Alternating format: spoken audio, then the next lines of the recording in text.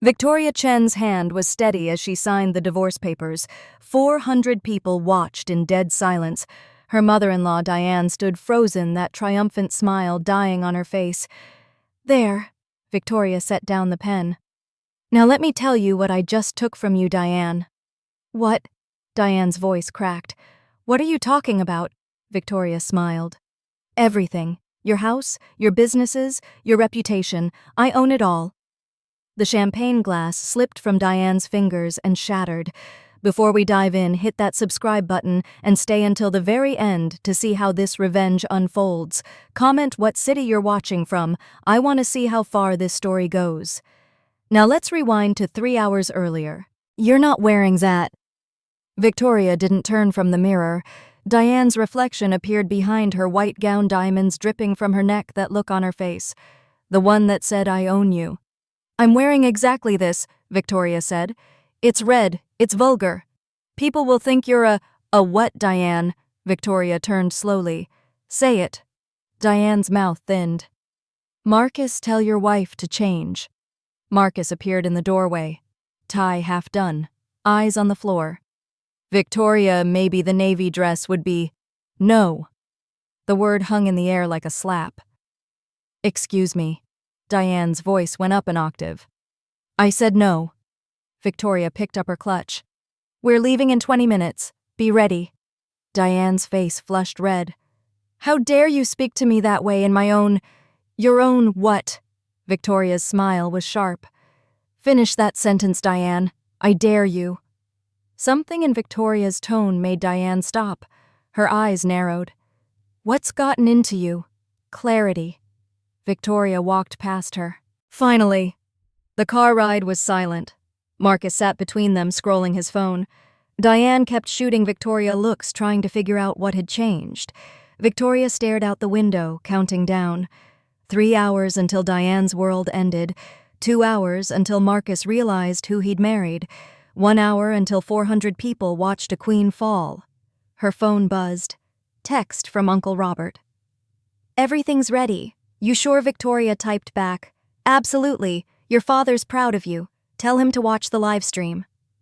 "Who are you texting?" Diane's voice was sharp. "My lawyer." "Your lawyer? Why would you need a—" Diane stopped, laughed. "Oh, sweetheart, you can't afford a lawyer. Don't embarrass yourself." Victoria said nothing, just smiled. That smile made Diane nervous. Good. The Grand Metropolitan Hotel blazed with lights. Photographers lined the entrance. Diane had invited them, of course. She loved cameras, loved attention, loved being seen. Tonight, she'd get her wish. "Remember," Diane hissed as they stepped out of the car. "Smile and wave. Don't speak unless spoken to. And for God's sake, don't mention your little shop job. It's humiliating." "Oh, I won't mention the boutique," Victoria said. "I promise." Inside, guests were already arriving. Senators, CEOs, fashion editors, old money and new money, and people pretending to have money they didn't. Sophie rushed over, eyes wide. "Vic, you look custom." Victoria squeezed her hand. "Tonight, Sophie. Everything changes tonight." "I'm terrified." "Don't be. Trust me." Diane was already working the room, touching arms, laughing loud, accepting compliments like tributes. "Diane, the party is spectacular. Oh, you know me. I couldn't let my son's anniversary be anything less than perfection." Her son's anniversary, not theirs, never theirs. Marcus brought Victoria champagne. "You okay?" "You seem different." "I'm fine. Mother's just nervous. This party means a lot to her." "I know exactly what it means to her." "What's that supposed to— Mr. Chen is here?" A waiter interrupted, handing Victoria an envelope. Marcus frowned. "Who's Mr. Chen?" "My uncle." Victoria opened the envelope, read the message, stage set. T-minus 90 minutes. "Your uncle. You never mentioned—" "I never mentioned a lot of things, Marcus." Victoria tucked the note away. "You never asked." Before he could respond, a microphone squealed. Diane stood on the small stage, glowing white dress arms spread wide. "Ladies and gentlemen, thank you for celebrating with us tonight." The orchestra quieted. Conversations died. 400 faces turned. "1 year ago, my son Marcus married a woman none of us knew." Diane's voice was honey over poison. "Victoria came from—" "Well, we didn't know where she came from, did we?" Laughter rippled through the crowd. Sophie grabbed Victoria's arm. "She's starting early." "Let her." Victoria's voice was calm. "Let her dig. She worked in a little boutique, drove a beat-up Honda. We had concerns naturally." Diane touched her chest. "But I said Diane love conquers all. We must welcome this girl with open hearts." "Girl. Not woman. Girl." "I've taken Victoria under my wing this year, taught her about proper society, about etiquette, about what it means to be an Ashford." Diane's smile was poisonous.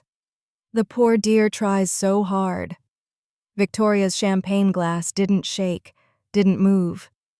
"Just last week, Victoria spent 200 hours sewing a dress for some little competition. Such dedication." Diane's voice dripped false admiration. "Even if the design was rather simple, but we can't all have natural talent, can we?" The crowd tittered. Victoria remembered that dress. White silk, hand-embroidered cherry blossoms, every petal perfect. Diane had spilled red wine across it, laughed, said, "Oops, how clumsy. I suppose you'll have to start over, dear, though perhaps it's for the best." That was the night Victoria made the call. That was the night she stopped being nice. And so, Diane announced, "I have a very special anniversary gift for my dear daughter-in-law." 2 servers appeared with a massive Tiffany blue box. The room oohed.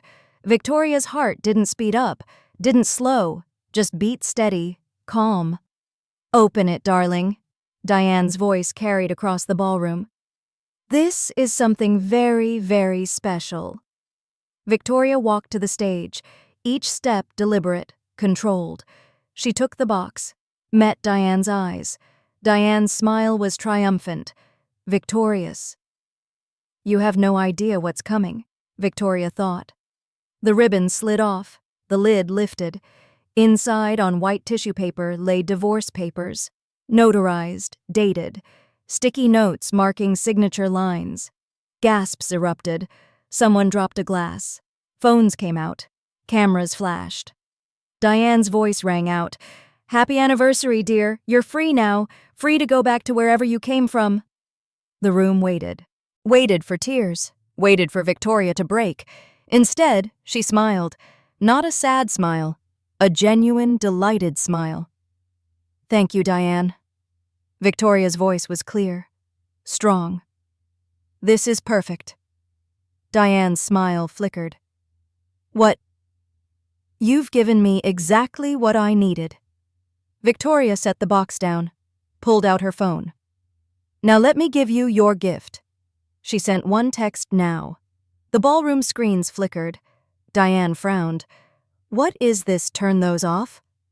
A logo appeared, Chen Global Enterprises, then a face, distinguished, powerful, Chinese man in an executive suit. "Good evening. My name is Jonathan Chen, founder and CEO of Chen Global Enterprises." Diane's face went pale. "Many of you don't know I have a daughter. I've kept her private for her safety, but tonight she's stepping into the light." Photos flashed across the screens. Victoria as a child in factories, Victoria graduating Parsons, Victoria shaking hands with the French president, Victoria accepting awards in Milan. The room exploded in whispers. "What is this?" Diane's voice cracked. "What is this? I'm proud to introduce my daughter and sole heir, Victoria Chen, Chief Creative Officer of Chen Global. The empire she's built speaks for itself. Fashion shows, red carpets, celebrities in Victoria's designs, revenue charts, billions." Marcus grabbed Victoria's arm. "What is happening?" "The truth." Victoria pulled free. "Finally." The video ended. The screens went dark. The room went silent. Victoria stepped onto the stage.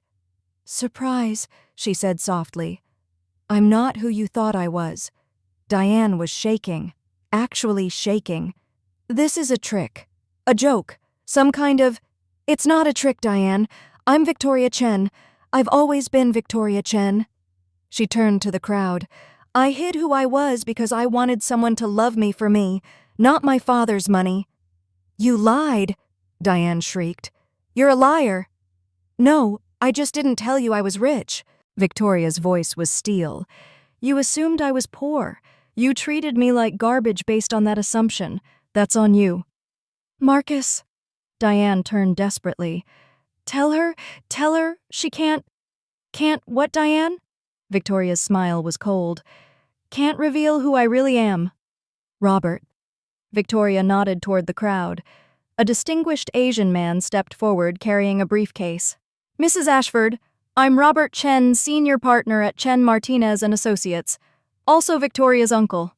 He opened the briefcase with deliberate slowness. Click, click, each lock echoing. Diane's breathing got faster. "What is that? What are you doing?" Robert pulled out documents. 1, 2, 3, a stack that kept growing. "For the past 6 months, I've been auditing Ashford family finances." His voice was calm, professional, devastating. "Ashford Luxury Brands is $47 million in debt." "Lies!" Diane screamed. "The Park Avenue mansion 3 months from foreclosure." "Stop it." "The country club membership maxed credit line. The charity foundation you've embezzled $2.3 million over 5 years. These are lies, all lies. I have bank statements, wire transfers, tax documents, every piece notarized and verified." Robert pulled out more papers. "The Ashford family has been running on borrowed money for 7 years. He paused. "And Chen Global Enterprises has purchased every single debt you hold." The room erupted. Diane lunged forward. No, that's not, you can't." "The mansion." Victoria's voice cut through the chaos. "I own the mortgage." Diane's face went from red to white to green. "The country club, I bought it 3 months ago." "No. The Fifth Avenue stores, those buildings are mine now." "Stop. The factory in New Jersey, mine. The distribution center in Connecticut, mine." Victoria's voice got harder with each word. "Every loan, every credit line, every outstanding debt your family has, I own all of it." Diane swayed. Someone shoved a chair under her before she collapsed.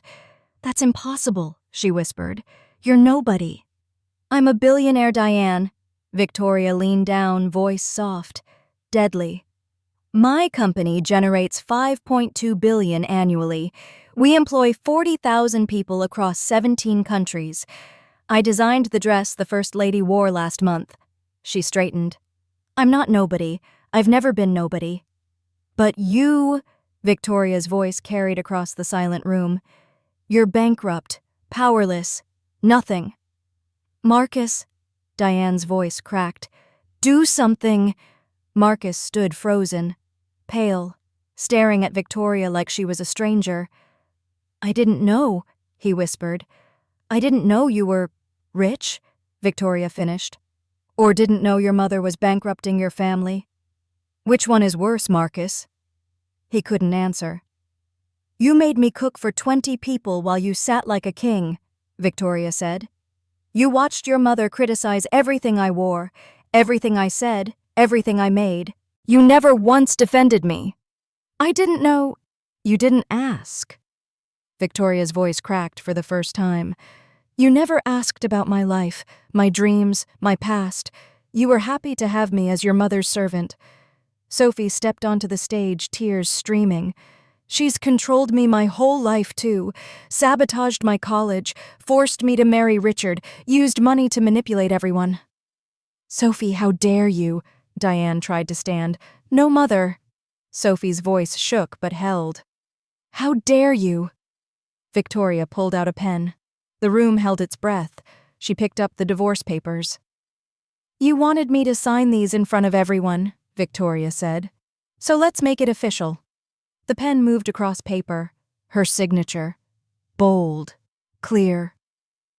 There. She handed the papers to Marcus. You're free. I'm free. We're both free from her.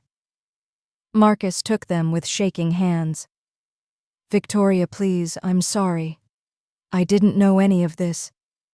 You didn't know because you chose not to see. Victoria's voice was quiet now, sad. I loved you. I really did. We could have built something amazing together. She turned away. But you chose her. Every single time. Wait. Marcus grabbed her arm. Victoria looked at his hand, then at his face. He let go. Enjoy your freedom, Marcus. She walked toward the exit. Use it to grow a spine. The crowd parted. Phones recorded everything. Diane sat destroyed in her white dress. Queen dethroned. Marcus held divorce papers, finally seeing what his weakness had cost. Sophie stood tall for the first time, tears falling, but smiling. At the door, Victoria turned back. One more thing, Diane. Diane looked up, mascara running. You're getting a 2-bedroom apartment in Queens, paid off, and a pension of $40,000 a year. Victoria's voice was ice. You'll be comfortable, but you'll never control anyone ever again. I'll sue you. I'll destroy you. Try it, Victoria smiled. I own your lawyers too. Then she walked out, into the night, into her real life. Behind her, chaos erupted.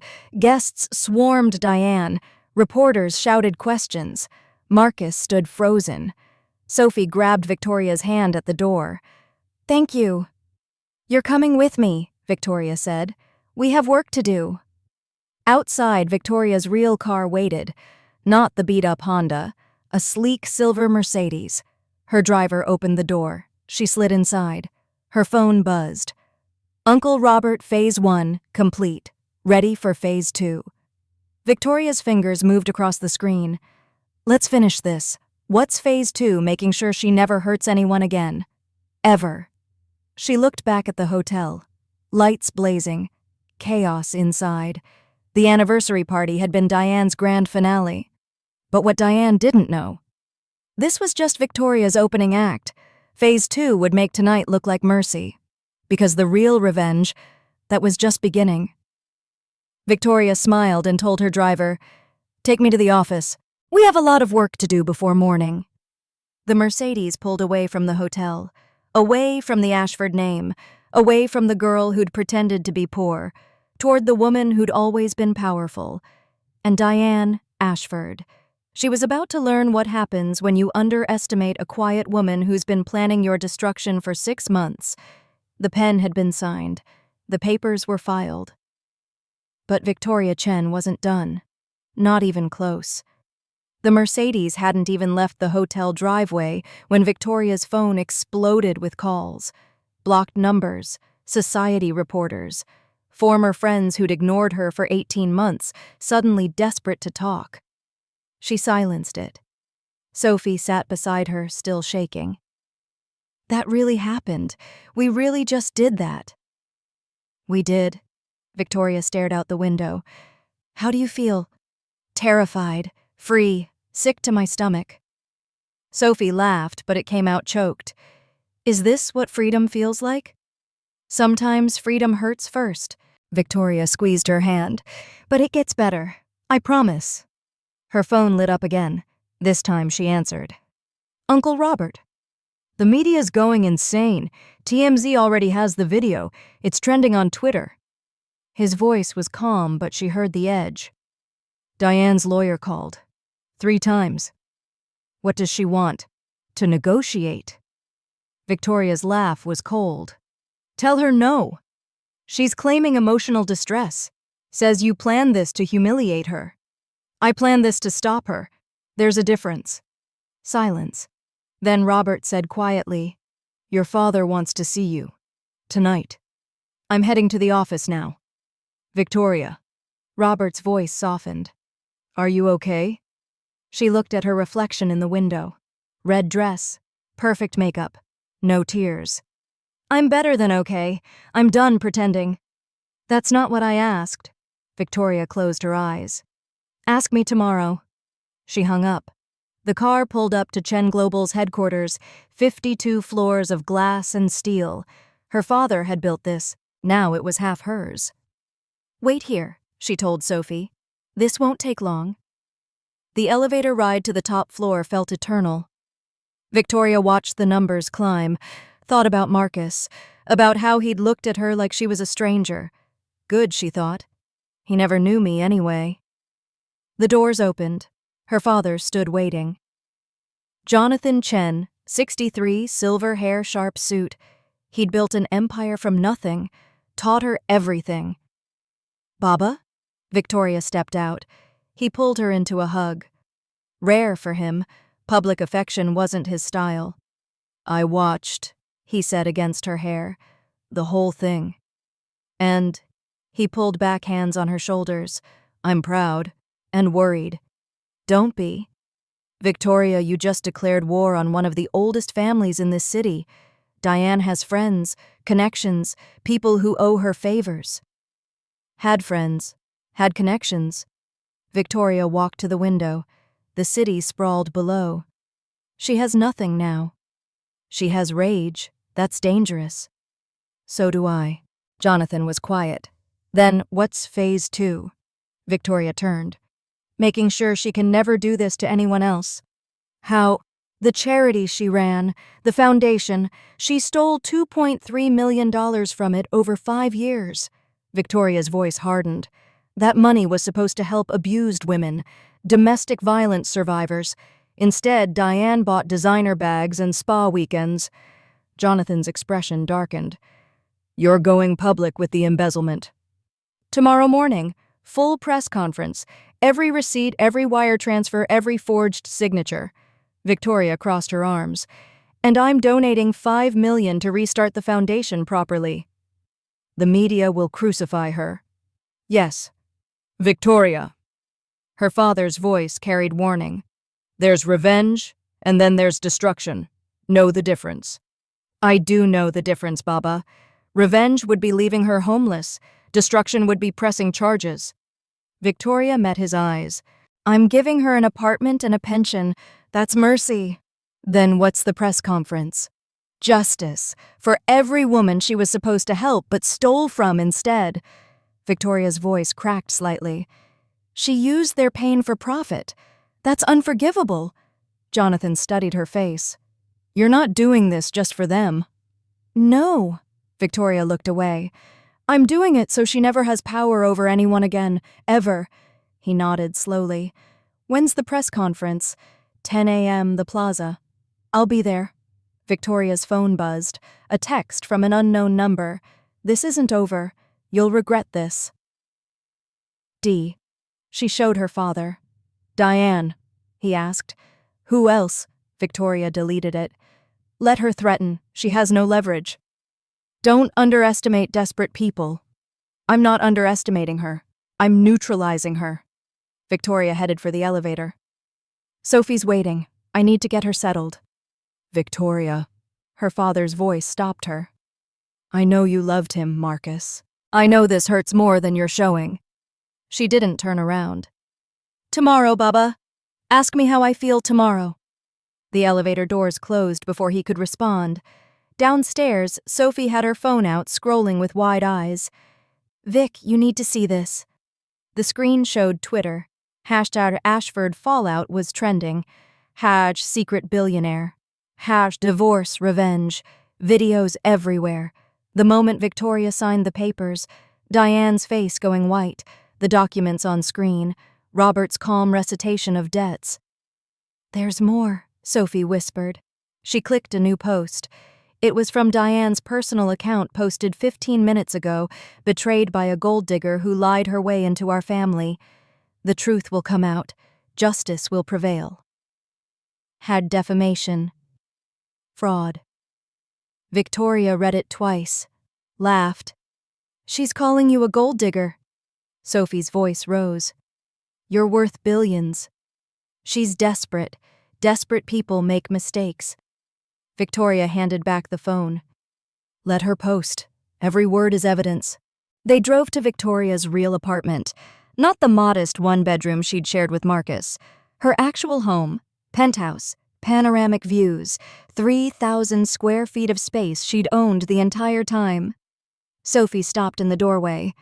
Holy shit. Welcome to my real life. Victoria kicked off her heels. Guest rooms down the hall. Take whatever you need. Vic, I can't just... Yes, you can. You're not going back to that house. Diane doesn't get to control you anymore.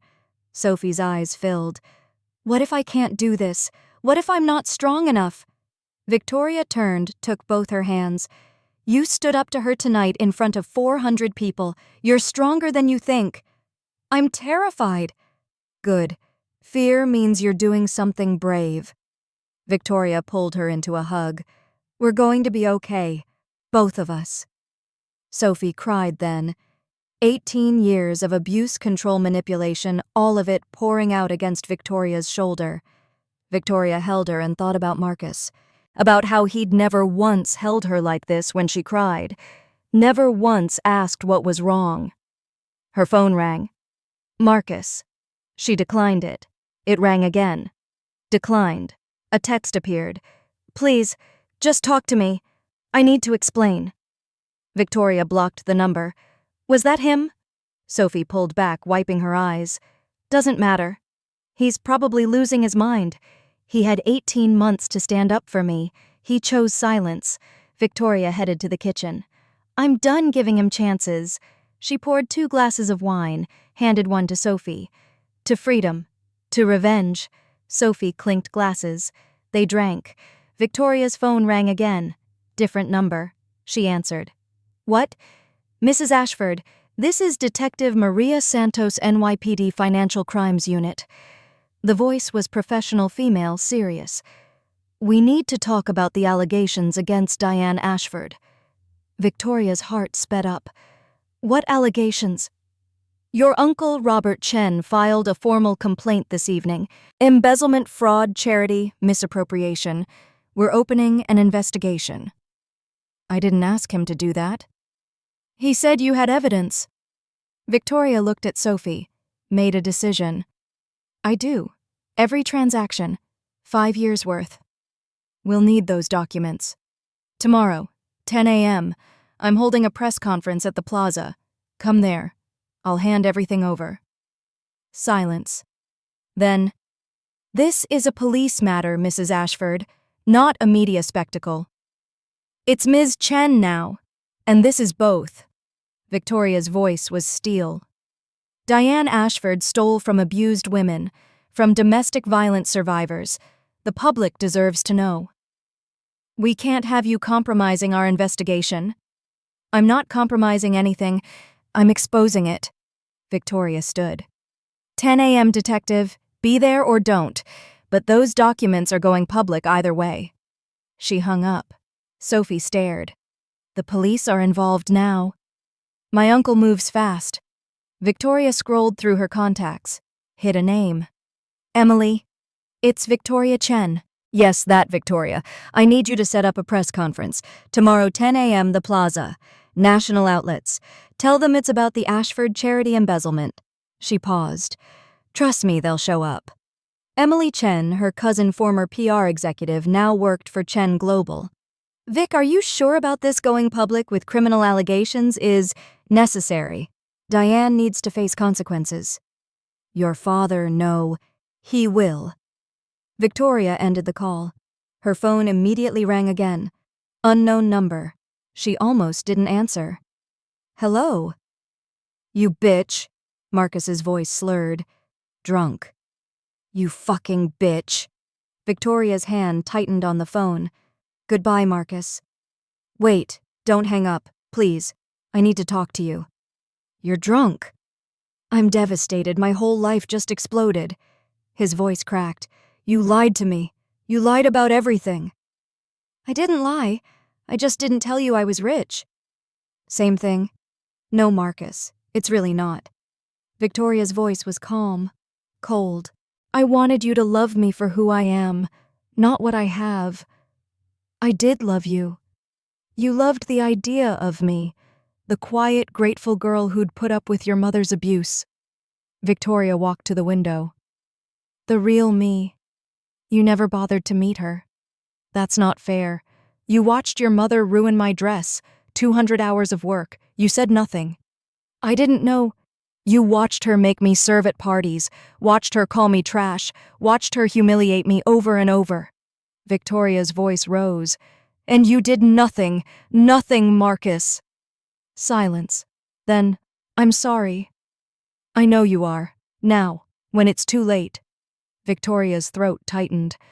But sorry doesn't give me back the year I wasted trying to make you love me enough to defend me. Victoria, please. Sign the papers.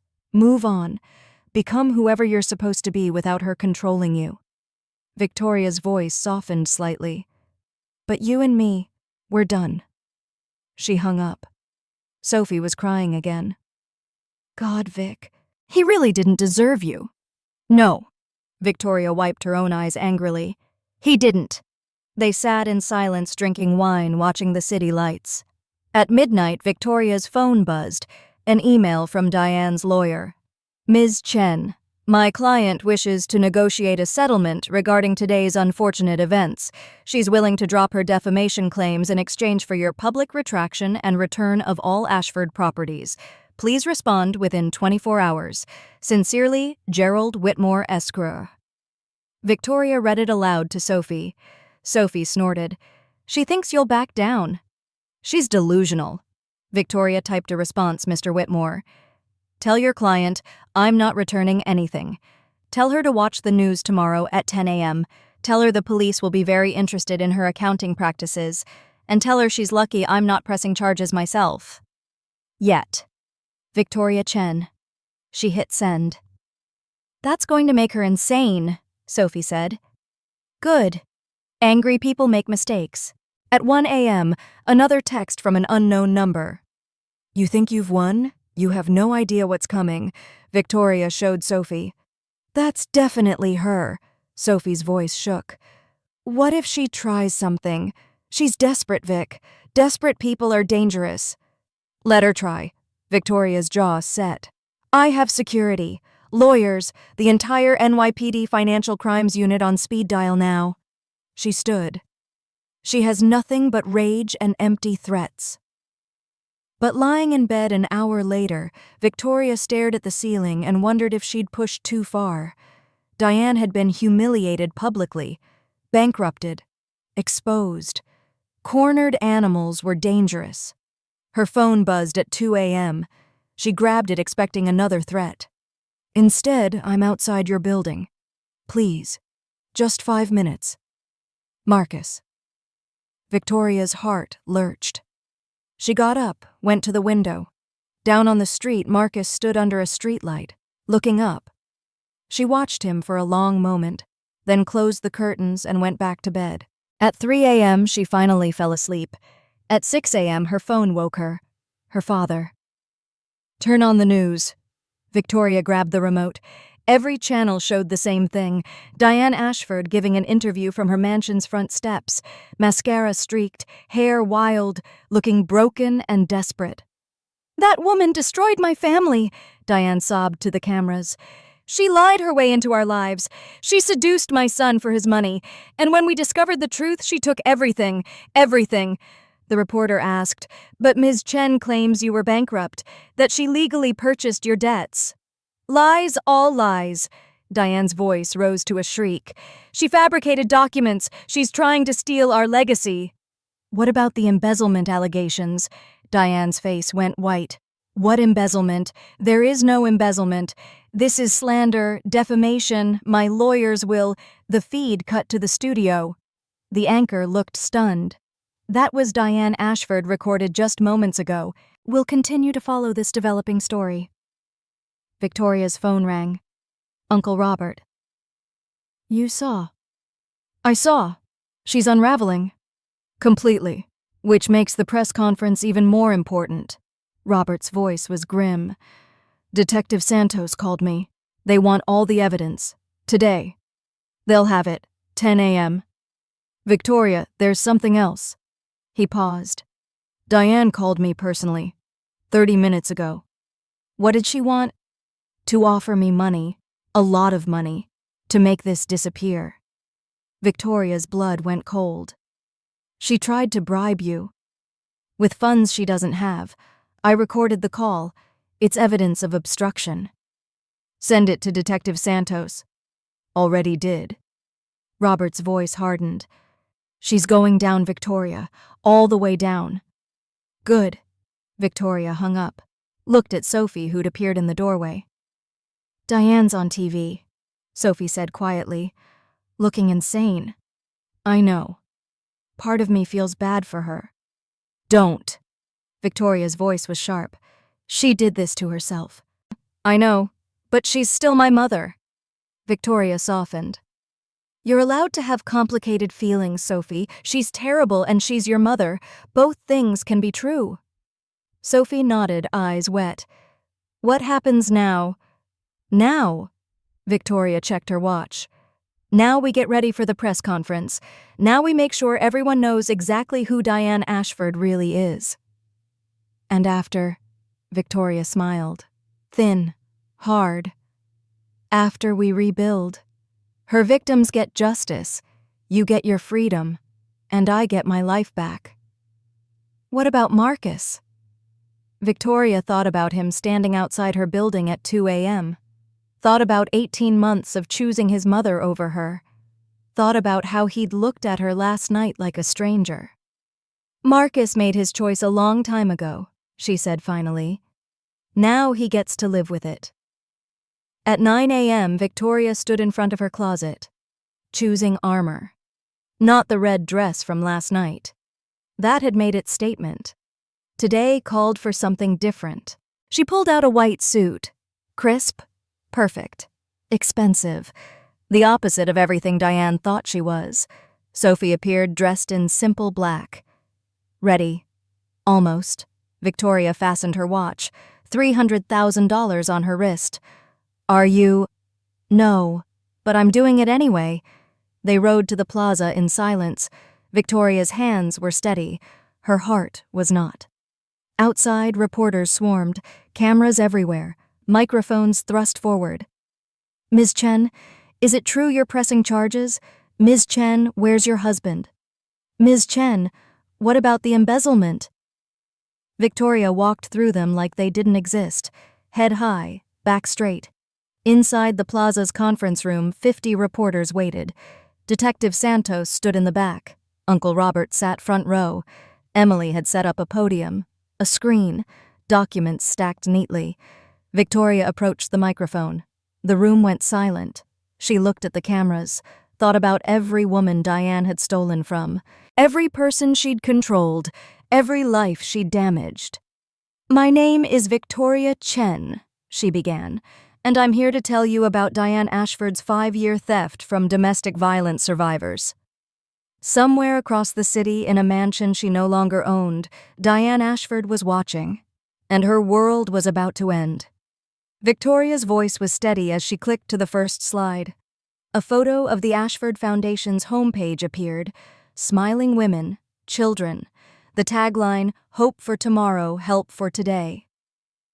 5 years ago, Diane Ashford launched this charity, claiming to help domestic violence survivors, Victoria said.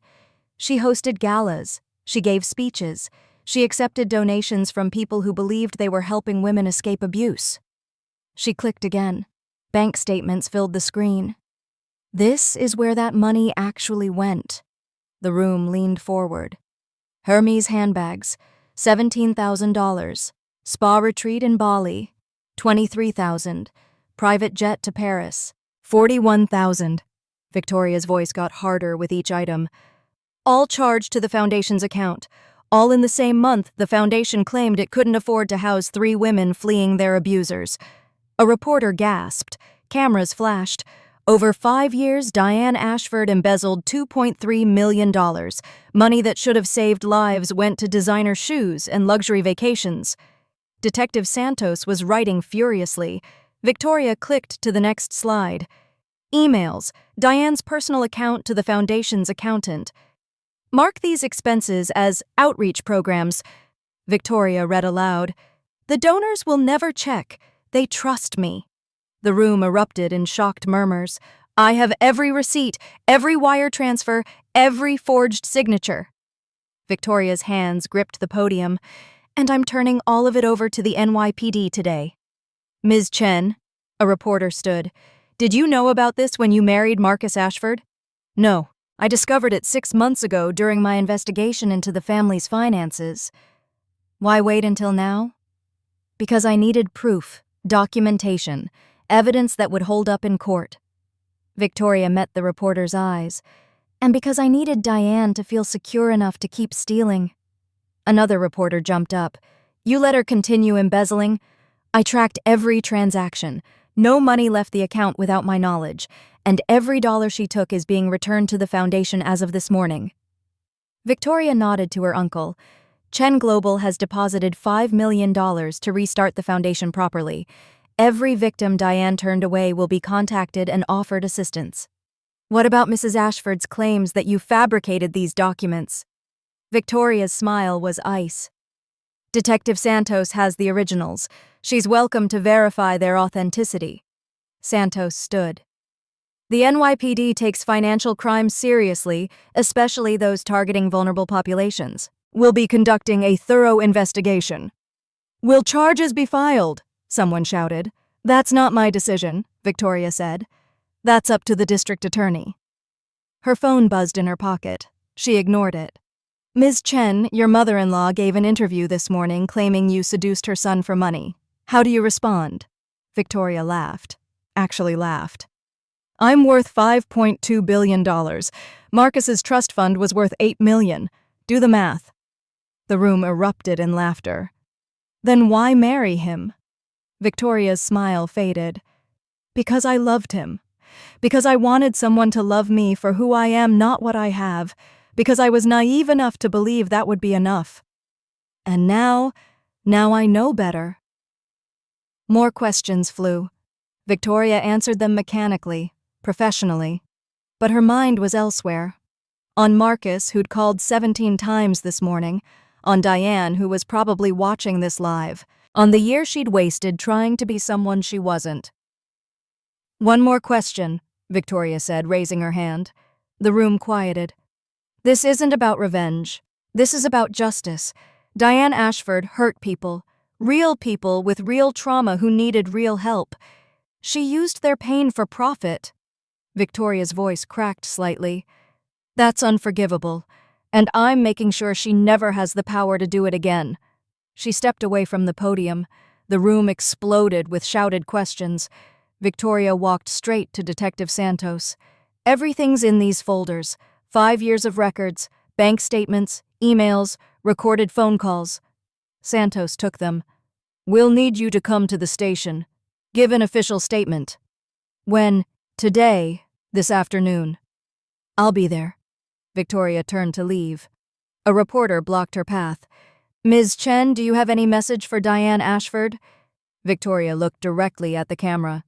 Yes. You told me I was nothing, that I came from nothing, that I'd never be good enough for your family. She paused. You were wrong about everything except one thing. I'm not good enough for your family. I'm better. She walked out. Outside, her phone was ringing again. Marcus. She answered this time. What? Victoria, please, you have to stop this. Your mother is a criminal, Marcus. I'm not stopping anything. She made mistakes. She's not perfect, but this, his voice rose. You're destroying her. She destroyed herself. Victoria's voice was cold. I'm just making sure everyone knows it. You're doing this to hurt me. Victoria stopped walking. You think this is about you? Isn't it? You're mad I didn't defend you, so This is about the woman who showed up at a shelter 3 months ago with 2 black eyes and 3 kids. Victoria cut him off. Diane turned her away because the foundation was at capacity. Want to know why they were at capacity? Silence. Because Diane had spent the housing budget on a Mediterranean cruise.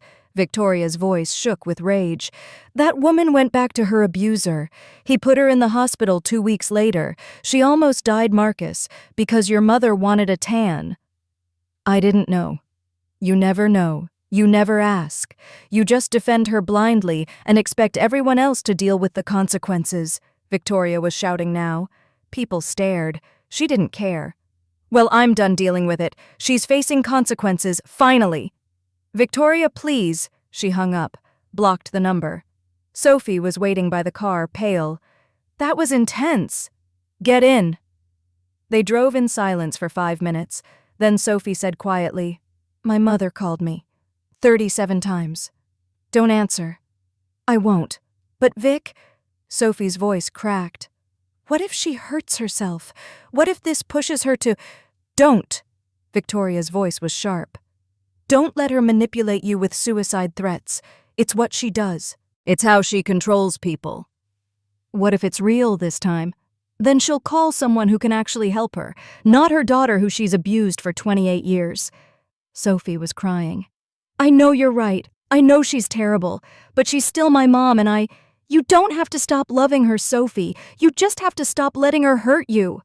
Victoria pulled over, turned to face her. Your love isn't going to fix her. Your sacrifice isn't going to change her. She has to want to change, and she doesn't. How do you know? Because she's had 100 chances, and she's chosen cruelty every single time. Victoria grabbed Sophie's hand. You deserve better. You've always deserved better. Sophie sobbed harder. Victoria held her while she cried, thought about her own mother who'd died when Victoria was 12, thought about how much she'd give for one more day with her, and how Sophie had a living mother who'd rather die than admit she was wrong. Her phone rang. Phone, unknown number. Hello. Ms. Chen. This is Rachel Morrison from the District Attorney's Office. We need to discuss the Ashford case. Victoria's heart sped up. I gave everything to Detective Santos. We know.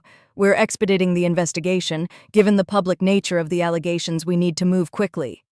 Morrison paused. We'd like to offer Mrs. Ashford a plea deal. What kind of deal? Restitution of all stolen funds, 5 years probation community service, and permanent removal from any charitable organization board. No jail time, Victoria's voice was ice. White-collar crimes rarely result in she stole from abuse victims, from women running for their lives, from children. Victoria's knuckles went white. And you want to give her probation. Ms. Chen, I understand your frustration, but no. You don't. Victoria's voice shook. You don't understand what it's like to watch someone with power destroy people weaker than them and face zero consequences. If we go to trial, we might lose. The evidence is strong, but then fight harder, get a better prosecutor, build a better case. Victoria was shouting again. But don't you dare let her walk away with a slap on the wrist. The decision isn't yours to make. Then whose is it? The women she hurt, ask them. Go to the shelter, talk to the people she turned away, see if they think probation is enough. Silence. Then Morrison said quietly, We'll take it under consideration. You do that. Victoria hung up. Sophie stared at her. They're letting her off. Not if I can help it. Victoria started the car. We're going to the shelter. What shelter? The one the foundation was supposed to be funding, the one Diane bankrupted with her greed. Victoria's jaw set. If the DA won't fight for these women, I will. They drove to the Northside Women's Shelter, a small building in a rough neighborhood, paint peeling, windows barred. Inside, a tired-looking woman sat at the front desk. She looked up, did a double take. You're Victoria Chen. I am. Is Director Martinez available? You're the one who exposed Diane Ashford. Yes? The woman stood, grabbed Victoria's hands. Thank you. Thank you so much. That woman promised us funding 3 years ago. Never came through. We've been running on scraps ever since. Victoria's throat tightened. I'd like to help, if you'll let me. Come on back. Director Martinez was a woman in her 50s, gray hair, kind eyes, exhausted face. She stood when Victoria entered. Ms. Chen, I saw the press conference. I want to help, really help, not just throw money at the problem. Victoria sat. What do you need? Martinez laughed, but it was bitter. Everything. Beds, staff, security, Funding for housing assistance, legal aid, childcare, counseling. She gestured around the cramped office. We turn away 5 women a week because we don't have space. 5 women who go back to dangerous situations because we can't help them. Not anymore. Victoria pulled out her phone, texted her assistant. By end of business today, you'll have $500,000. Unrestricted funds. Use it however you need. Martinez's eyes filled. Ms. Chen, I don't know what to say. Say you'll help me make sure Diane Ashford faces real consequences. The DA wants to offer her probation. I need victim statements, impact testimony, evidence that this wasn't just financial fraud, that it cost real lives. I can do that. Martinez's voice hardened. I have files full of women we couldn't help, women who needed us, and we had to turn away because Diane Ashford was buying Chanel with our budget. Can I meet them? The women. The ones you had to turn away? Martinez hesitated. Some might not want to talk. Trauma makes people... I understand. I'm not here to force anything, but if any of them want to tell their stories, I'll make sure the DA hears them. An hour later, Victoria sat in a small conference room with 3 women. Sarah, who'd gone back to her abuser and ended up hospitalized. Jennifer, who'd lived in her car for 2 months with her kids. Maria, who'd lost custody of her children because she couldn't prove she had stable housing. Each of them told their story. Each of them had contacted the Ashford Foundation. Each of them had been told there was no room, no funding, no help available. Victoria recorded every word. When they finished, Sarah said quietly, "Why do you care? You're rich. You don't know what it's like to... You're right. I don't know what you've been through." Victoria's voice was gentle. "But I know what it's like to be trapped, to have someone powerful control you, to feel worthless because someone tells you you are." She paused. Diane Ashford spent a year trying to break me. She failed. But if I'd been in your position, if I'd needed help and she'd turned me away, I might not be here. Maria was crying. She has to pay. She has to. She will. I promise you she will. Victoria left the shelter with 3 victim statements and a rage that burned cold and focused. She called Morrison directly. I have 3 women willing to testify. 3 women who were turned away while Diane Ashford bought designer bags with their housing money. Ms. Chen victim testimony is helpful, but Sarah Thompson was hospitalized with a skull fracture because you people want to give Diane Ashford probation. Victoria's voice was deadly quiet. Her abuser broke her arm in 2 places, ruptured her spleen, almost killed her. And you want to give the woman who turned her away community service? Silence. Jennifer Lee lived in her car for 63 days with 2 children under 5. In January, in New York, because there was no room at the shelter while Diane was in Bali. Victoria's voice shook. One of her kids got frostbite. Did you know that 3 years old with frostbite because Diane Ashford needed a vacation? Ms. Chen. Maria Santos lost custody of her 3 children. The court said she couldn't provide stable housing. She'd applied for assistance from the foundation, was denied, lost her kids. Victoria was shouting now. She sees them twice a month for supervised visits while Diane Ashford walks free with probation. That's justice to you. Morrison was quiet for a long moment. Send me their statements. Already done. Check your email. I'll review them, but I can't promise. Promise me you'll fight. That's all I'm asking. Fight for them the way nobody fought for them before. I will. You have my word. Victoria hung up, looked at Sophie, who'd been silent through everything. She's really going to get away with it, isn't she? Sophie's voice was small. Not if I have anything to say about it. Victoria's phone rang. Her father. I saw the press conference. Well done. Thanks, Baba. There's something you should know. Diane's lawyer called. She wants to meet. Just the 2 of you. Victoria's blood went cold. Why? She didn't say. But she's desperate. Desperate people do desperate things. I'm not meeting her alone. Good. Don't. Jonathan paused. But Victoria, eventually you'll have to face her. To move forward. I faced her at the anniversary party. I faced her on national television. I'm done facing her. Are you? Or are you still running? Victoria closed her eyes. That's not fair. Isn't it? You're fighting this legal battle, exposing her crimes, helping her victims. All good things, necessary things. His voice softened.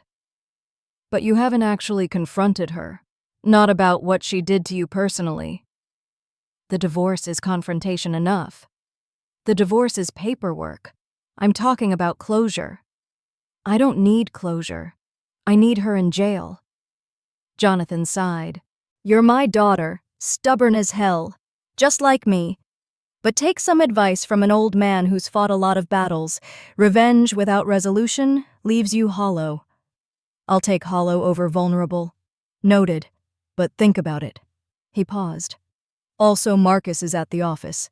He's been waiting here for 3 hours. Refuses to leave until he talks to you. Victoria's stomach dropped. Tell him to go home. I did. He won't. Jonathan's voice carried something like sympathy. He looks terrible for what it's worth. Good. Victoria. I have to go, Baba. I'll call you later. She hung up before he could argue. Sophie watched her carefully. You okay? Fine. You're not fine. You're shaking. Victoria looked at her hands. Sophie was right.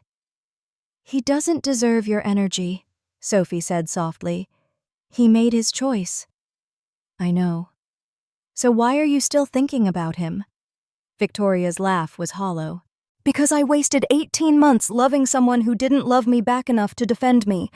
And I'm angry. At him. At myself for staying. At your mother for being a monster. At the whole stupid situation. You loved him. That's not stupid. It feels stupid now. Sophie reached over, squeezed her hand. Love isn't stupid. Trusting the wrong person is just human. Victoria's eyes burned. She blinked hard. I should have left sooner. But you didn't. You stayed because you hoped he'd change. That's not weakness. That's hope. Sophie's voice was gentle. And hope isn't shameful, even when it's misplaced. Victoria let out a shaky breath. When did you get so wise? Therapy. Lots and lots of therapy. Sophie smiled sadly. Which you should probably also get. Probably. They sat in silence for a moment. Then Victoria's phone rang again. Martinez. Ms. Chen, I have 12 more women who want to tell their stories. Women the foundation failed. Can you come back? Victoria checked her watch. I'll be there in 20 minutes. She drove back to the shelter, spent 4 hours listening to horror stories, women beaten, children traumatized, families destroyed. Every single one of them had reached out to the Ashford Foundation. Every single one had been turned away. By the time Victoria left, she had 15 victim statements, 15 stories of suffering that could have been prevented if Diane Ashford had been a decent human being. She sent them all to Morrison with a single message, still think probation is appropriate. Morrison replied an hour later, meeting with the DA tomorrow, we're reconsidering. Victoria smiled grimly. Good. That evening, Victoria sat in her apartment going through the statements again. Each one made her angrier. Sophie appeared with wine. You need to stop. You've been reading those for 3 hours. I need to memorize them. Need to make sure the DA can't ignore them. The DA heard you. Morrison's reconsidering. You can take a break. Can I? Victoria's voice was sharp. Because Diane Ashford got to take spa breaks while these women suffered. She got to vacation while kids went hungry. She got to... Vic, stop. Sophie's voice was firm. You're spiraling. Victoria's hands were shaking again. I can't stop. If I stop, I'll think about Marcus. About how stupid I was. About how I let her treat me like garbage for 18 months and said nothing. You weren't stupid. You were trying to save your marriage.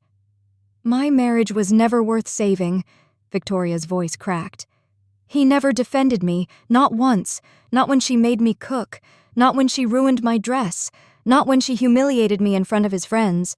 He just stood there and let it happen. Sophie pulled her into a hug. Victoria broke.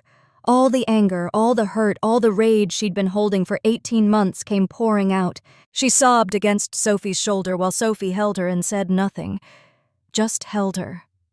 When Victoria finally pulled back, her face was blotchy, her eyes were red, but something had shifted. "I needed that," she said hoarsely. "I know." Sophie handed her wine. "Feel better?" "A little."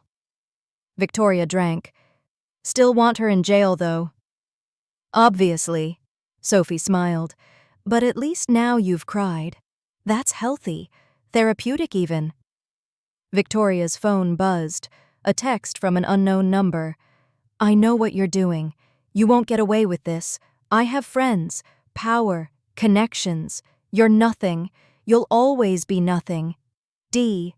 Victoria showed Sophie. "She's really lost it," Sophie whispered. "Good." Victoria forwarded it to Detective Santos. More evidence of harassment. Another text came through immediately. "You think you've won. You've just made an enemy you can't afford to have." Victoria replied, "I already had you as an enemy, Diane. This just makes it official." She blocked the number. But lying in bed that night, Victoria couldn't sleep. Diane's words echoed in her head. "You're nothing. You'll always be nothing." Victoria had spent 18 months hearing variations of that phrase, and no matter how many times she proved Diane wrong, part of her still heard it, still believed it, still wondered if maybe Diane was right. Her phone lit up. Another unknown number, another text, but this one was different. "Thank you for what you did today, for listening, for caring, for fighting for us when nobody else would. You're a hero, Sarah." Victoria read it 3 times. Then she saved it, and finally fell asleep. Tomorrow the DA would decide Diane's fate. Tomorrow, Victoria would find out if justice was real or just another word for disappointment. Tomorrow, everything would change. Victoria's phone rang at 6 a.m. Morrison. "We're filing charges. Grand larceny, embezzlement, fraud. The DA reviewed the victim statements. We're going for jail time." Victoria sat up suddenly, wide awake. "How much time?" "If convicted, 5 to 15 years, but Diane's lawyer is already calling. She wants to negotiate." "No deals." "Ms. Chen, that's not your—" "I know it's not my decision, but those women deserve to see her face consequences. Real consequences." Victoria's voice was steel. "She stole from the most vulnerable people in our city. Make her pay for it." Morrison was quiet. "She'll fight this. She has money for good lawyers." "She has my money, and I'm cutting her off." Victoria stood pacing. "When's the arraignment?" "Tomorrow, 9 a.m., criminal court." "I'll be there." Victoria hung up and found Sophie already awake watching the news. Diane's face filled the screen. "Breaking news this morning as formal charges are filed against socialite Diane Ashford. The district attorney's office confirms they're pursuing felony charges related to the embezzlement of over $2 million from a domestic violence charity." The anchor continued. Mrs. Ashford's attorney released a statement calling the charges politically motivated and promising a vigorous defense. Victoria's phone exploded with messages. Reporters, lawyers, people she hadn't spoken to in years, suddenly wanting to reconnect. She ignored all of it except one, Marcus. "Please call me. We need to talk. My mother is falling apart, and I don't know what to do." Victoria stared at it for a long moment, then deleted it. "You're not going to respond?" Sophie asked. "What would I say? Sorry your mother's a criminal? Sorry you're finally seeing who she really is?" Victoria shook her head. "He made his bed. He's still your husband, technically. Not for long. The divorce is final in 2 weeks." Sophie bit her lip. "Do you still love him?" Victoria opened her mouth. Closed it. Opened it again. "I love who I thought he was. The man who brought me coffee in bed and held my hand during movies and told me I was beautiful." She looked at Sophie. But that man didn't exist. Or if he did, he disappeared the second his mother didn't approve. That's not an answer. It's the only answer I have. Victoria's phone rang again. Her father. Have you seen the news? I'm watching it now. Diane's lawyer called me, personally, asking me to intervene. Victoria's grip tightened on the phone. What did you say? I told him to go to hell. Jonathan's voice was grim. But Victoria, he made threats. Vague ones, but threats nonetheless. About damaging Chen Global's reputation. About exposing family secrets. We don't have secrets. Everyone has secrets. The question is whether Diane knows any of ours. Victoria's stomach dropped. What could she possibly know? I don't know. But desperate people grasp at straws, and Diane is very desperate. Jonathan paused. I'm hiring additional security for you. Don't argue. I wasn't going to. Good. Also, Marcus showed up here again this morning. I had security escort him out. Victoria closed her eyes. He needs to stop.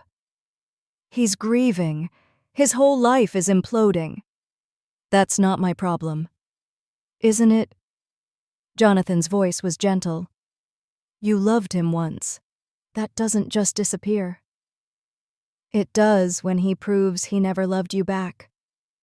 Jonathan sighed. Just be careful. Hurt people do unpredictable things. After hanging up, Victoria showered and dressed. Black suit, professional, armor. Sophie appeared in the doorway. I'm coming with you today. To court tomorrow. To everything. You don't have to. Yes, I do. She's my mother, but you're my friend, and you stood up for me when nobody else would. Sophie's voice was firm. I'm standing up for you now. Victoria hugged her. Thank you. They drove to Victoria's office. The building felt different now. Before she'd been hiding, playing pretend. Now she walked through the doors as herself. Victoria Chen, heir to a billion-dollar empire. Her assistant jumped up. Ms. Chen, you have 17 messages, most of them from reporters wanting statements about no comment to all press inquiries. Victoria headed to her office. Except one. I want an interview with Sarah Martinez from Channel 7, the one who actually covers social issues, not just scandals. I'll set it up. Victoria spent the morning reviewing contracts, approving designs, running the business she'd neglected, while playing housewife to Marcus. It felt good, grounding, real. At noon, her uncle appeared. We have a problem. Victoria looked up. What kind of problem? Diane's lawyer filed a countersuit. Against you. Claiming defamation, intentional infliction of emotional distress, and tortious interference with business relationships. On what grounds? She claims you fabricated evidence to destroy her reputation. Robert's face was grim. She's asking for $50 million in damages. Victoria laughed, actually laughed. She's suing me for exposing her crimes. It's a Hail Mary, won't go anywhere, but it'll tie up resources, create headlines, make this messier. Let it get messy. Victoria's voice was hard. I have the truth. She has lies. Let a jury decide. Victoria, this could drag on for years, cost millions in legal fees, damage your reputation. My reputation can handle it. Can hers? Victoria stood. File a motion to dismiss, and when that fails, we go to discovery. We expose every single thing she's ever done wrong, every lie, every theft, every cruel word. Robert studied her face. You're sure about this? Completely. He nodded. I'll draw up the papers. After he left, Victoria's hands shook. She'd expected Diane to fight, but a lawsuit. That was bold. Stupid, but bold. Her phone rang. Detective Santos. Ms. Chen, I need to inform you that Mrs. Ashford filed a police report this morning against you. Victoria's blood went cold. For what? Harassment? Stalking? She claims you've been sending threatening messages and following her. That's insane. I have proof she's been texting me, threatening me. I know.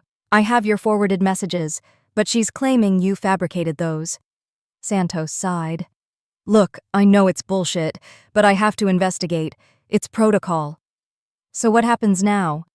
I need you to come in, give a formal statement, bring any evidence you have of her contacting you, not the other way around.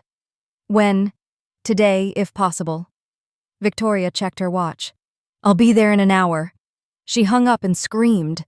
Actually screamed in frustration. Sophie burst in. What happened? Diane filed a police report, claiming I'm harassing her. Victoria's voice shook with rage. She's the one sending threats. She's the one who won't leave me alone. Can she do that, just lie to the police? Apparently. Victoria grabbed her bag. I have to go give a statement. Prove I'm not the monster she claims I am.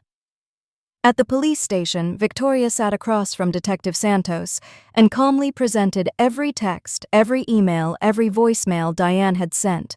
Timestamps, phone records, everything. Santos reviewed them. This is pretty clear-cut. She contacted you, multiple times, with increasingly hostile messages. So the report against me is dismissed. I'll recommend it.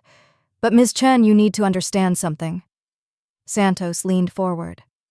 Diane Ashford is desperate, and desperate people are dangerous. She's lost everything. Her reputation, her money, her power. She has nothing left to lose. What are you saying? I'm saying be careful, get security, watch your back, because she's cornered and cornered animals bite. Victoria drove home with Santos's words echoing in her head. She called the security company her father had recommended, had them install cameras, alarms, everything. That night, Victoria couldn't sleep. Every sound made her jump. Every shadow looked like a threat. At 2 a.m., her phone buzzed. A text from Marcus's number, but she'd blocked Marcus. She opened it. This is Sophie, using Marcus's phone. You need to see something. Can I come over? Victoria called her immediately. What's wrong? Are you okay? I'm fine, but I found something, in my mother's things, something you need to see. What is it? I can't explain over the phone. I'm outside your building. Can I come up? Victoria buzzed her in heart pounding. Sophie arrived holding a folder. Her face was pale, eyes red. I went to the mansion to get some of my things. Mother wasn't there, but her office was unlocked. Sophie's hands shook as she opened the folder. I found these. Inside were photos of Victoria. Hundreds of them. Victoria going to work. Victoria at the grocery store. Victoria at the gym. Dating back months. Some from before she'd even married Marcus. She was having you followed, Sophie whispered. For over a year. Victoria's stomach turned. Why, look at the dates. These started 3 months before you and Marcus got engaged. Sophie pulled out another document. And look at this. It was a private investigator's report, detailing Victoria's movements, her habits, her routines. And at the bottom, a note in Diane's handwriting, Gold digger, prove it. She was investigating you before you were even engaged, Sophie said. She knew you worked at a boutique. She knew about your apartment. She was building a case against you from the beginning. Victoria flipped through more photos, more reports, a year's worth of surveillance. Then she found something that made her blood run cold, a photo of her father, entering a building, with a timestamp and address, and a note, Jonathan Chen, regular visits to 423 Madison Avenue, apartment 7B, research connection. What is that? Sophie asked. Victoria knew exactly what it was. Her father's therapist's office. He'd been going for years dealing with grief from her mother's death, but Diane didn't know that.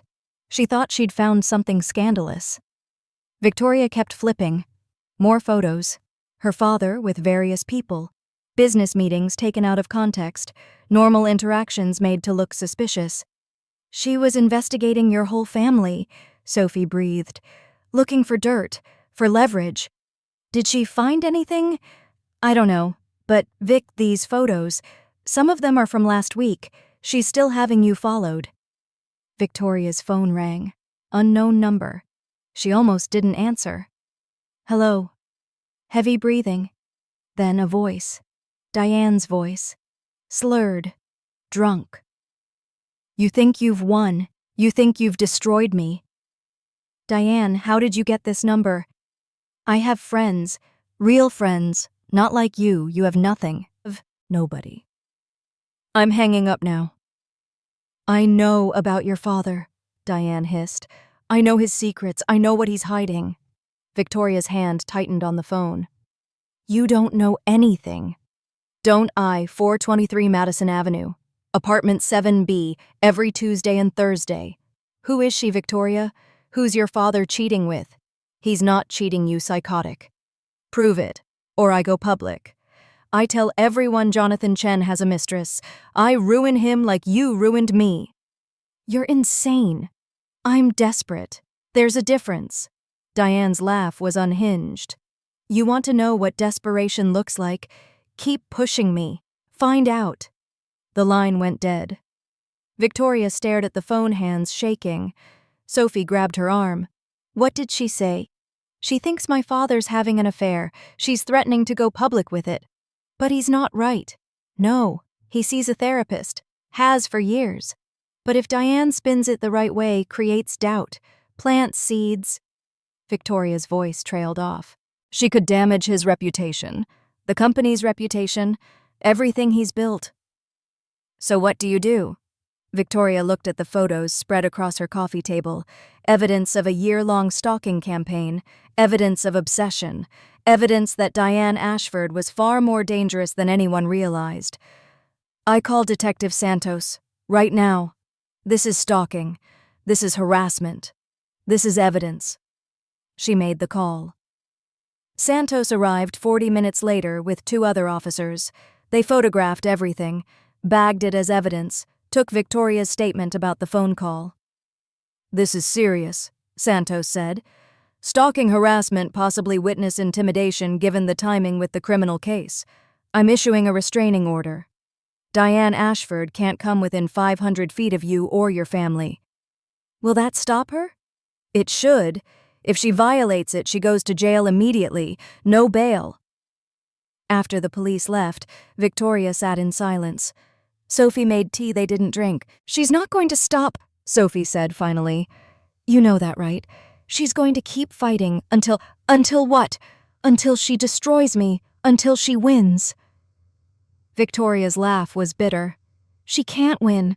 She's already lost. She just doesn't know it yet." "Doesn't make her less dangerous." Victoria's phone buzzed. A text from her father. "Security just informed me about the police visit. Come to the house. Now, we need to talk." Victoria drove to her father's estate, the house she'd grown up in, the place that had felt like home before Marcus, before Diane, before everything fell apart. Jonathan was waiting in his study. He looked older suddenly, tired. "Show me," he said. Victoria pulled out her phone, showed him the photos of him, the notes, Diane's theories. He was quiet for a long moment. Then he laughed. Actually laughed. "She thinks I'm having an affair with my therapist. Dr. Morrison is 73 years old and married to a federal judge." "I know. But if she goes public, let her." Jonathan's voice was calm. "Let her make accusations. We'll prove them false. She'll look even more desperate and unhinged." "Baba, your reputation?" "My reputation is built on 30 years of honest business. One crazy woman's accusations won't destroy that." He looked at her seriously. "But we need to end this. Diane is spiraling. She's dangerous. And she's fixated on you. I know. So here's what we're going to do. We're going to the arraignment tomorrow. We're going to watch her get charged. And then we're going to let the justice system handle her." Jonathan took her hands.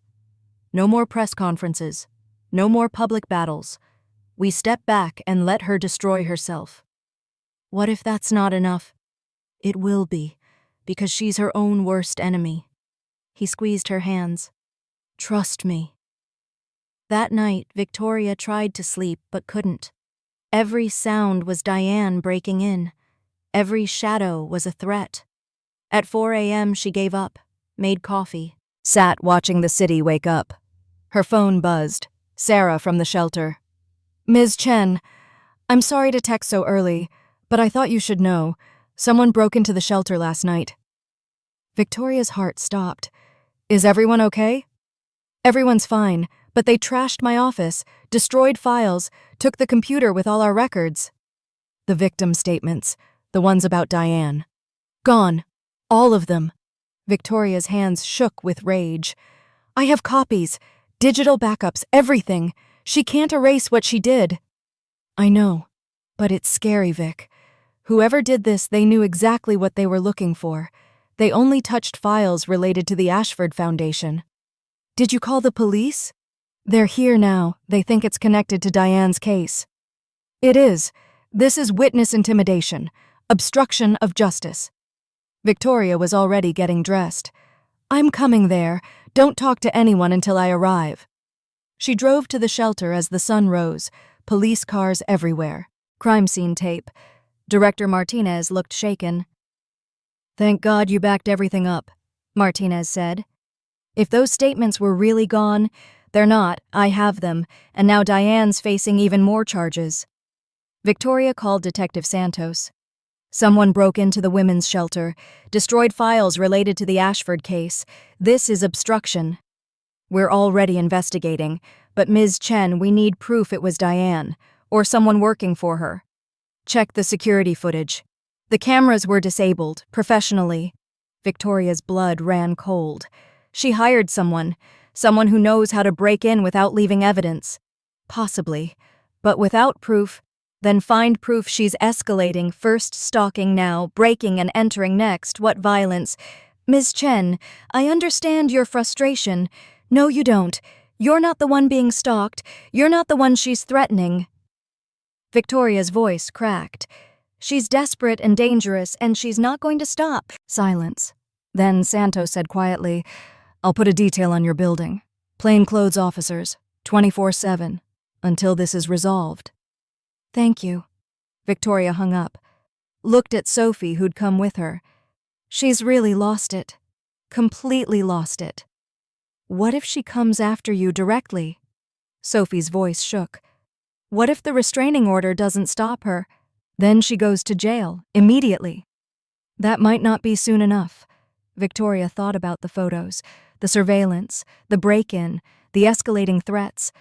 Sophie was right. Diane Ashford had nothing left to lose, and that made her more dangerous than ever.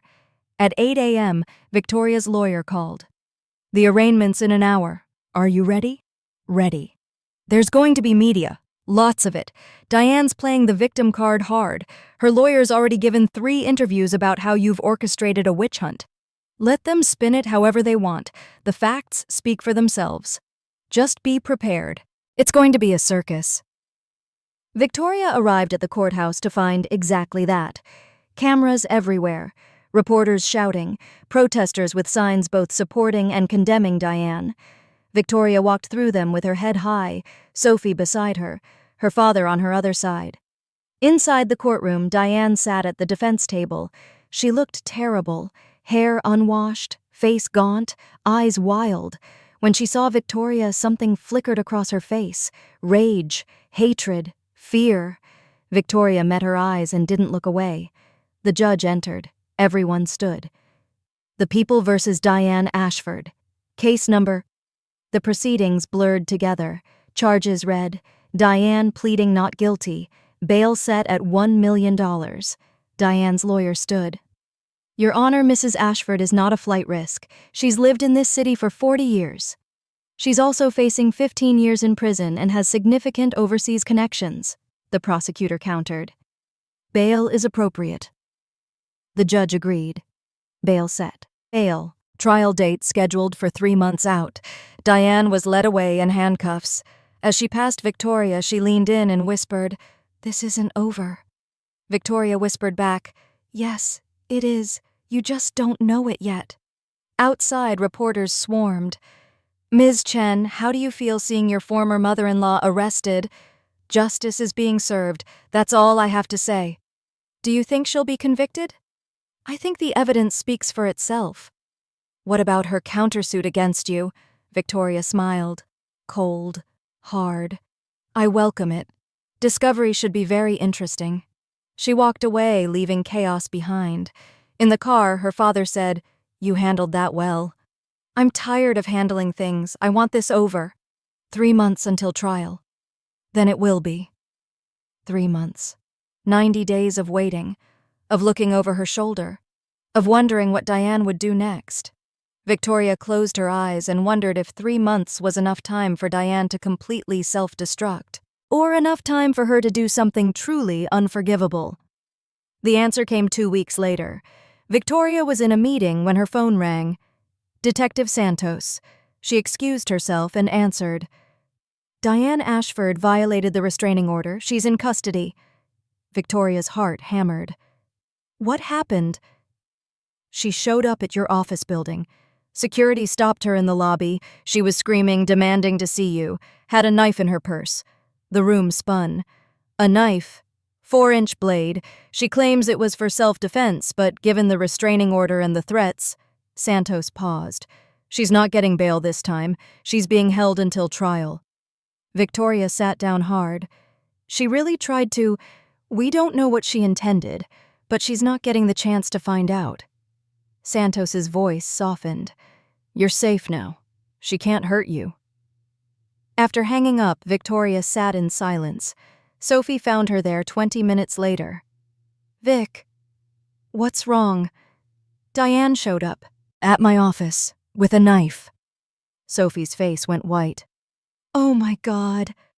"She's in jail now. No bail. But Sophie, she was really going to..." Victoria's voice broke. "She really wanted to hurt me." Sophie pulled her into a hug. "But she didn't. You're okay. You're safe." Victoria nodded against her shoulder, but couldn't stop shaking. For 18 months, she'd endured Diane's cruelty, her insults, her control. But this was different. This was violence. Her phone rang again. Marcus. She stared at his name on the screen. Hadn't spoken to him in 3 weeks. Hadn't wanted to. But something made her answer. "Victoria." His voice was wrecked. "I just heard. About my mother. About the knife. Are you okay?" "I'm fine." "I'm so sorry. I had no idea she was this far gone. I should have what Marcus stopped her." "You couldn't stop her from being cruel to me for a year and a half. What makes you think you could stop her from this?" Silence. Then, "You're right. I couldn't. I was weak. I am weak." His voice cracked. "But I need you to know I never wanted this. I never wanted her to hurt you." Wanting and allowing are different things. You allowed everything else. Every insult, every humiliation, every cruelty. Victoria's voice was tired. "This was just the logical endpoint. Please, can we meet? Can we talk? I need to explain." "There's nothing to explain. The divorce is final in a week. After that, we never have to speak again." "Victoria, I love you." The words hit like a slap. "No, you don't. You love the idea of me, the quiet girl who didn't challenge your mother. But the real me, the one who fights back, you never loved her at all."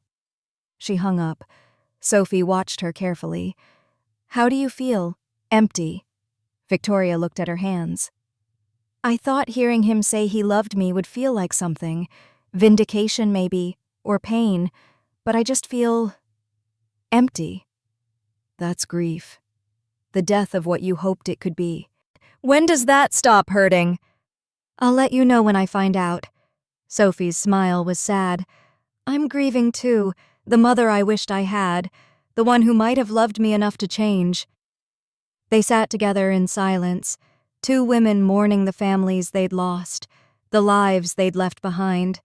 Victoria's father appeared in the doorway. "I heard. Are you all right?" "Everyone keeps asking me that." "Because we care." Victoria stood, went to him. Let him hold her the way he had when she was small and the world felt too big. "I want this over," she whispered. "I want to move on.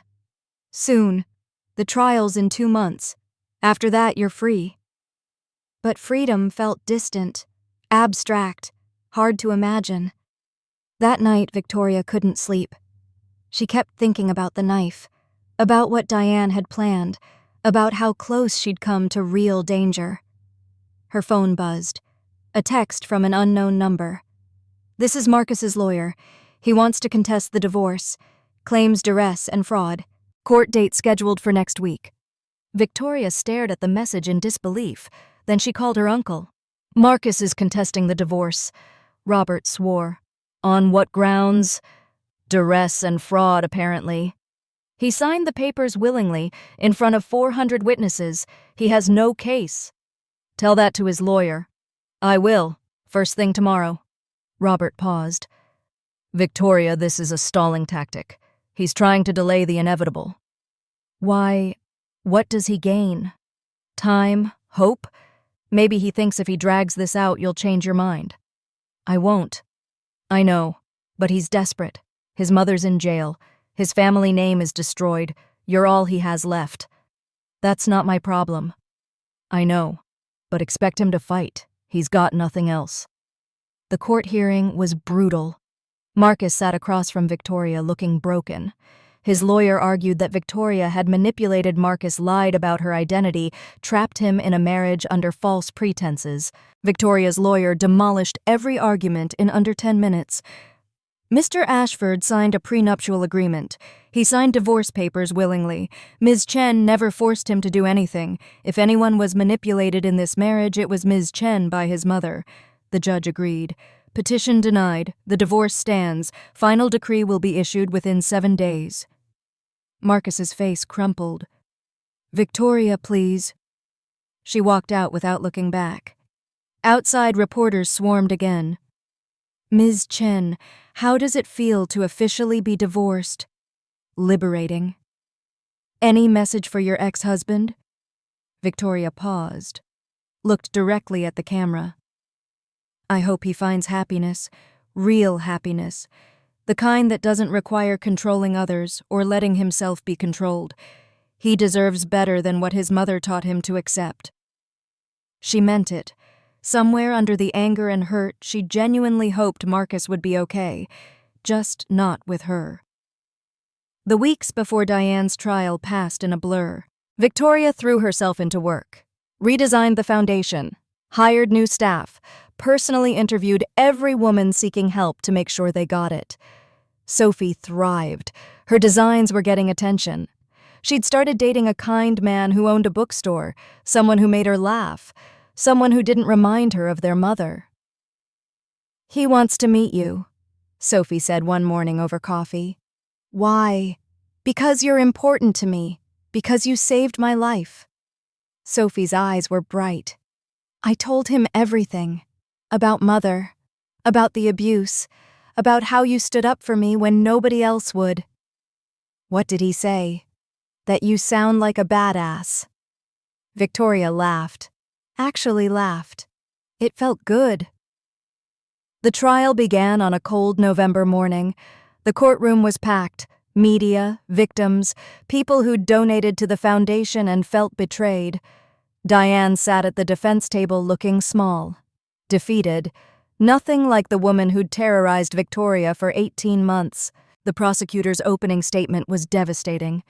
Diane Ashford stole from the most vulnerable members of our society, from women fleeing abuse, from children running from violence. She took their hope and bought handbags. She took their safety and bought spa treatments. She took their future and bought herself a lifestyle she couldn't afford. Diane's lawyer tried to paint her as a victim, a woman overwhelmed by financial pressure, a mother trying to maintain appearances for her family. The jury wasn't buying it. Over 3 weeks, witness after witness testified. Sarah, who'd been hospitalized, Jennifer, who'd lived in her car, Maria, who'd lost her children, each story more heartbreaking than the last, each one pointing back to Diane. Victoria testified on day 12, walked through her investigation, explained how she'd discovered the embezzlement, handed over evidence. Diane's lawyer tried to attack her credibility. "Isn't it true you lied about your identity for over a year?" "I didn't lie, I just didn't advertise my wealth." "You let the Ashford family believe you were poor." They assumed I was poor because I didn't wear designer clothes or drive expensive cars. That says more about their values than mine. You married Marcus Ashford under false pretenses. I married him because I loved him, because I wanted someone to love me for who I am, not what I have. Victoria's voice was steady. The false pretense was thinking he could. The courtroom was silent. And when you discovered Mrs. Ashford's embezzlement, you chose to publicly humiliate her rather than handle it privately. I chose to expose a criminal rather than let her continue stealing from abuse victims. Victoria leaned forward. She had power. She had connections. She had lawyers. The only way to stop her was to make sure everyone knew what she'd done. So this was revenge. This was justice. There's a difference. On day 15, the defense rested. Diane never testified. Her lawyer said it was strategic. Victoria knew it was because Diane couldn't keep her story straight. Closing arguments were quick. The prosecutor was efficient. The defense was desperate. The jury deliberated for 4 hours. When they returned, Victoria held Sophie's hand, felt her father's presence behind her. On the charge of grand larceny, we find the defendant guilty. Diane's face went white. On the charge of embezzlement, we find the defendant guilty. Her lawyer grabbed her arm to steady her. On the charge of fraud, we find the defendant guilty. Diane collapsed into her chair, sobbing. The judge set sentencing for 2 weeks later. Outside, reporters mobbed Victoria. How do you feel about the verdict? Relieved. Justice was served. What do you think Diane's sentence will be? That's up to the judge, but I hope it's enough to make her understand the gravity of what she did. Any message for the victims? Victoria looked directly at the camera. You were heard, you were believed, and you matter. What happened to you matters. Don't let anyone ever tell you otherwise. Sentencing day arrived on a gray December morning. Victoria wore white, the opposite of Diane's black. The judge was a woman in her 60s. Stern, fair. She'd reviewed every victim statement personally. Mrs. Ashford, you had every advantage in life. Wealth, education, opportunity. You chose to use those advantages to steal from people who had none of those things. The judge's voice was cold. You took money meant to save lives and spent it on luxuries. You turned away women fleeing violence so you could vacation in Bali. You destroyed families so you could buy designer handbags. Diane was crying. Your Honor, I made mistakes. I'm sorry, I just wanted to— You're sorry you got caught. That's not the same as remorse. The judge looked at the court. The victim statements in this case are some of the most heartbreaking I've read in 30 years on the bench. Women who needed help and were turned away. Children who suffered because their mothers couldn't find safety. Lives destroyed by your greed. She paused. I'm sentencing you to 12 years in prison. You'll serve a minimum of 8 before you're eligible for parole. You'll also pay full restitution of $2.3 million plus interest and court costs. Diane's wail echoed through the courtroom.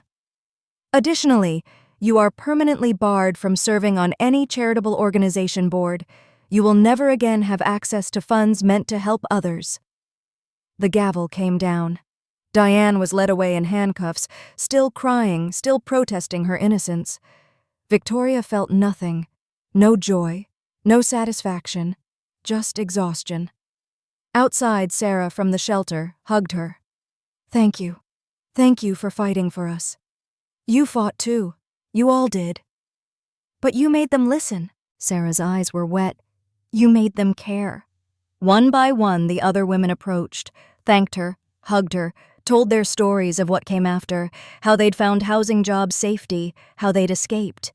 Victoria listened to each one, held their hands, promised the foundation would always be there for them.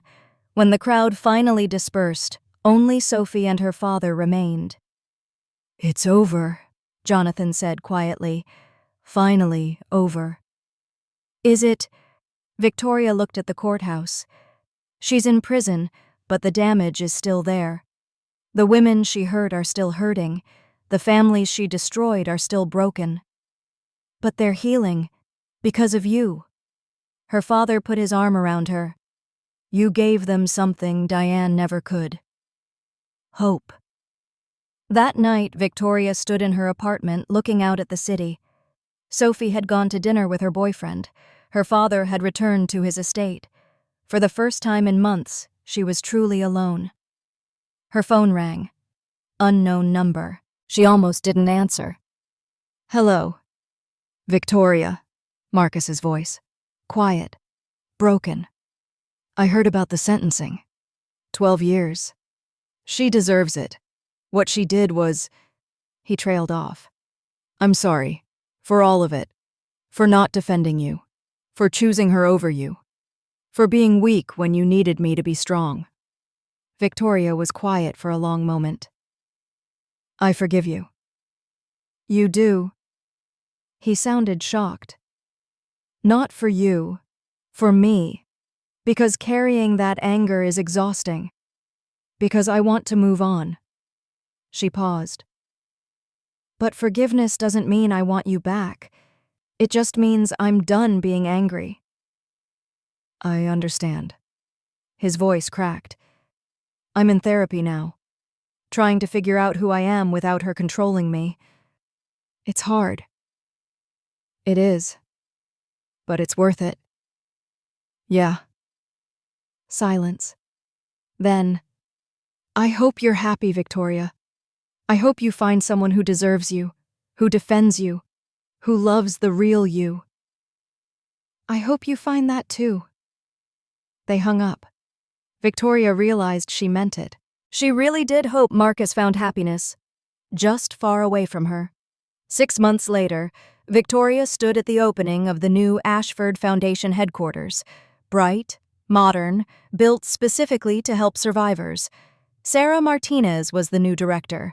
The shelter had expanded to 3 locations. They'd helped over 200 women in 6 months. "Speech time," Sophie whispered, nudging her. Victoria approached the microphone, looked at the crowd. Survivors, donors, staff, people who believed in second chances. "A year ago, I discovered that money meant to help people was being stolen, that power was being abused, that the vulnerable were being exploited." Victoria's voice was steady. "I could have walked away, let someone else handle it, protected myself." She paused. "But I didn't. Because sometimes the most powerful thing you can do is refuse to be silent, refuse to accept cruelty as normal, refuse to let evil hide behind respectability." The crowd was silent. Diane Ashford thought she could break me, thought she could make me small and scared and grateful for scraps. She was wrong. Victoria smiled. "The best revenge isn't becoming like them. It's using your power to protect others. It's building something better. It's proving that kindness is stronger than cruelty." She looked at Sarah, at the other survivors. "This foundation is for every woman who was told she didn't matter, for every child who needed safety, for every family that needed hope. You matter. You've always mattered, and you always will." The applause was thunderous. After the ceremony, Victoria found a quiet corner, pulled out her phone, looked at a text from earlier. It was from a museum curator she'd met at a gallery opening. They'd talked for 3 hours about art and culture and family expectations. He was kind, funny, challenged her, made her think. He'd asked her to dinner. She'd said yes. "You look happy," Sophie said, appearing beside her. "I am. For the first time in a long time, I really am." "What changed?" Victoria thought about it. About the year of abuse, the public humiliation, the divorce, the trial, all of it. "I stopped waiting for someone else to save me. I saved myself." Sophie hugged her. "I'm proud of you." "I'm proud of us both. We got out. We survived. We're building something better." They stood together, watching people tour the new facility, watching hope rebuild what cruelty had destroyed. Victoria's phone buzzed. A news alert. Diane Ashford had been denied early parole. Would serve her full sentence. Victoria deleted the notification. Diane was the past. This, the foundation, the women they were helping, the life she was building, this was the future. That evening, Victoria got ready for her date.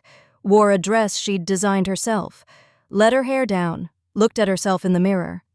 The woman staring back wasn't the scared girl who'd married Marcus, wasn't the victim Diane had tried to create. She was powerful, confident, free. The doorbell rang. Victoria grabbed her purse and opened the door. Her date stood there with flowers. "You look beautiful."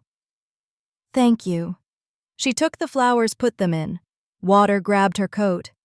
As they walked to his car, he asked, "So, what's your story?" Victoria smiled. "That's a long conversation." "I've got time." "All right then." She got in the car.